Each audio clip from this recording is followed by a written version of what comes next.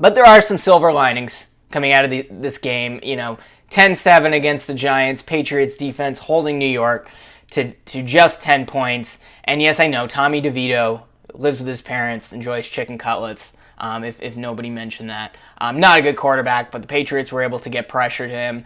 He really had trouble escaping the pocket. Not that he's an escape artist, but they did a decent job at holding the Giants to just 10 points, and they've held the last 3 opponents to 40 points total. Does this defense have some work that needs to be done? Obviously. You're missing Judon still. You're missing Christian Gonzalez. J.C. Jackson gave up a couple boneheaded plays, but for the most part, this is a group. You bring back who you can, maybe not Josh Uche, but maybe you sign Kyle Duggar in the offseason, and you try to bring back this core group healthy, and then really work on rebuilding that offense. But this defense is definitely something that you can work with going forward, and they're going to continue to be one of the better, top 10, top 15 NFL defenses. Not a lot of good to say about the offense. We saw Demario Douglas get hurt on what should have been illegal contact or unnecessary roughness.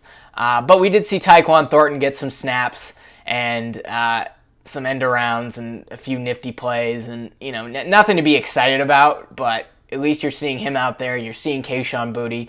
Give these young guys another chance. And it's not like it really matters at this point anyway. So I love to see more of Boutte, and I love to see more of Tyquan, just so we can get an answer on whether he should even be back next year. Still in a rookie contract. Maybe you can get something out of him, and hopefully he can hit the weight room and gain a few pounds in the offseason. But most importantly, the biggest silver lining is Patriots are 2-9, and now they are in good shape to get a top 3 draft pick. And really, there's 3 big picks. There's Caleb Williams. A lot of red flags. I'm not as big in Caleb Williams as a lot of people is, but you can't pass him up if he's there. But the guy I really like is Drake May, just because he's dealt with some challenging situations. Apologies for my dogs. He's dealt with some challenging situations. Not that Caleb Williams hasn't, but you have Drake May.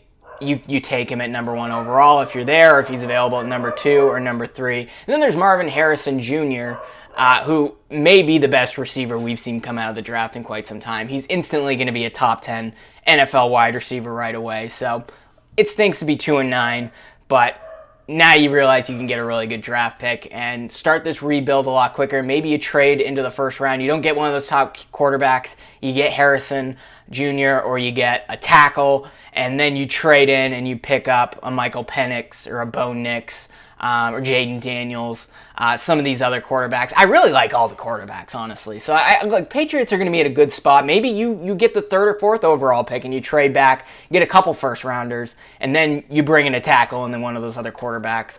Who knows? There's a lot you could do there. But the better draft pick they have, the more flexibility, the more options they're going to have going into the draft. We just don't know who the head coach is going to be. We don't know who the general manager is going to be. A lot of questions there. But really, an embarrassing day for the Patriots organization, but there are some silver linings there. They do have some players, a real foundation to build around. Other than the Saints and Cowboys games, which were big losses, they've been in every game they've competed in this season. It's the margin between being a bad team and a good team in the NFL is less than the other leagues. So you get healthy, you bring in a new quarterback, you reinforce the offensive line, get some weapons at receiver, march forward with this defense. Suddenly you're back to being, at the very least, a middle-of-the-road NFL team. So that's it. More analysis coming later this week, but the Patriots lose 10-7 to drop to 2-9 and continue to have one of the top picks as of right now in the 2024 NFL Draft.